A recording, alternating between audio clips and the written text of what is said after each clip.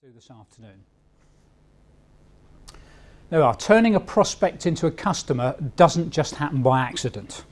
Everybody agree with that? It's not easy.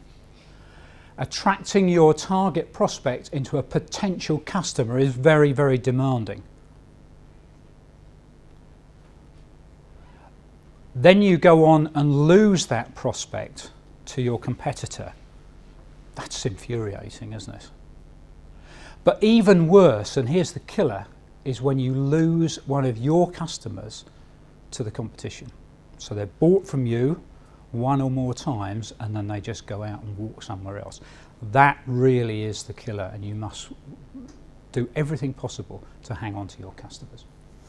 So going on from that, the tragedy of losing customers is that on average, are we all average in here?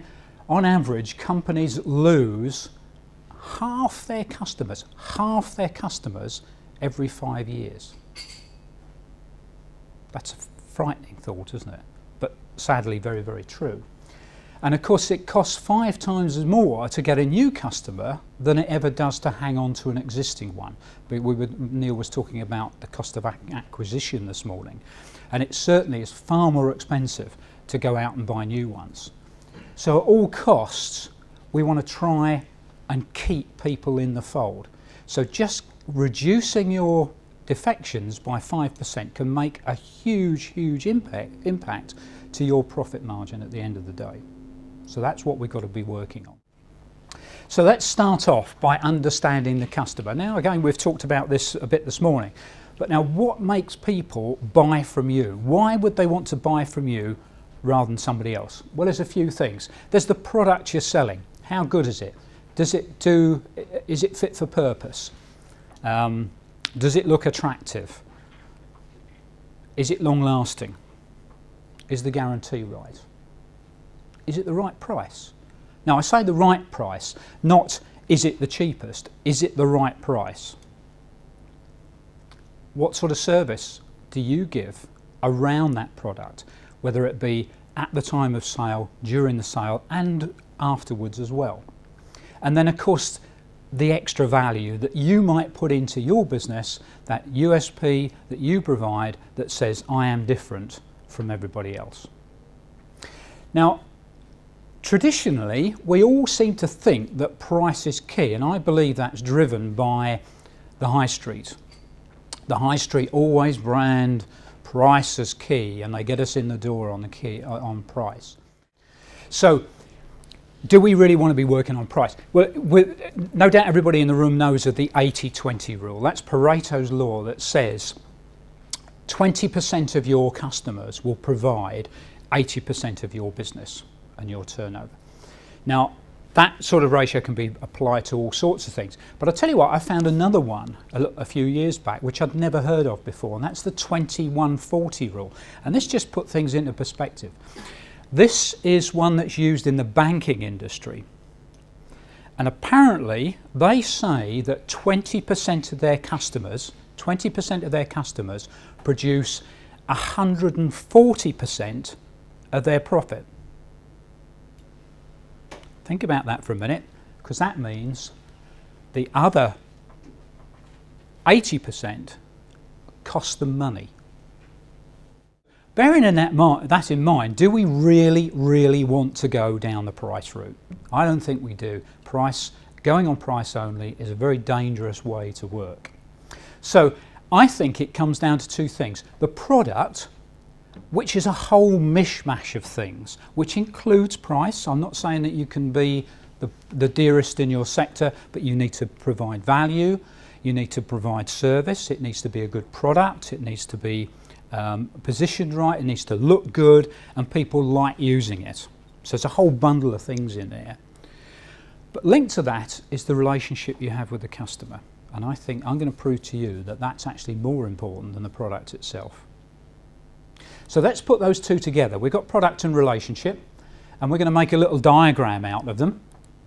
So we end up with two indexes, relationship going across the middle, where the customer can be, at either end, they can be dissatisfied or satisfied with the relationship, and we put the product north-south, satisfied and dissatisfied with those. So let's have a look at how the customer feels in each of those areas in that diagram. So let's start off with the worst one, which is where he's dissatisfied with the relationship and dissatisfied with the product. Well, I don't think there's any surprises here.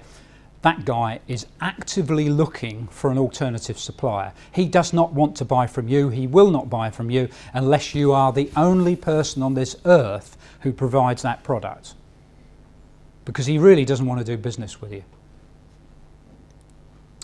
What about if he's happy with the product? It's a damn good product, it's priced well, it's very fit for purpose, it does the job, it's well guaranteed, great product, feels good about using it, but he hates your guts. Well, he's a very, very vulnerable customer. The next person who walks through his door and offers a comparable product, he'll buy it from them. Why should he buy it from you? He has no loyalty to you whatsoever.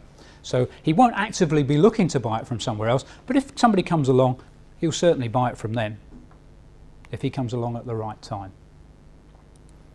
What about if you've got a customer who's happy with the relationship that he's got with you, but he doesn't like the product? Anybody been in that position?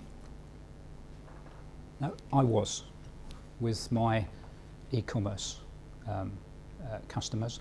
They thought the product was crap, and some of them did actually like us, despite what I said earlier.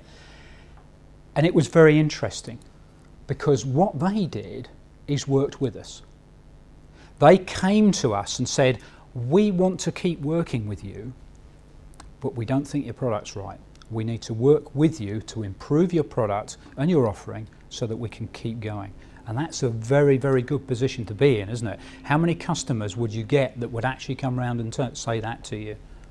But it's only because you've got the relationship right.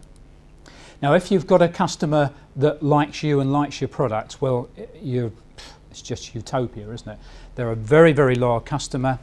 They will buy from you by preference, even if somebody comes along and offers how many people have tried to sell to somebody who's like that with your competitor?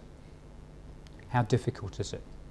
Because they just really, they don't want to know, do they? They just love working with your competitor, and it's going to be very difficult to prize them out. So that's where you want to be, because they will always buy from you. Unless you screw things up, they will always buy from you. But more importantly, they will tell everybody in the world how wonderful you are, down the golf club, in the pub at night, to their friends, their relatives. And that's the best free acquisition, free customer acquisition. So that's where we're heading for. So there's a nice little diagram that I think just pulls that together and explains why relationship is actually more important than the product in many cases.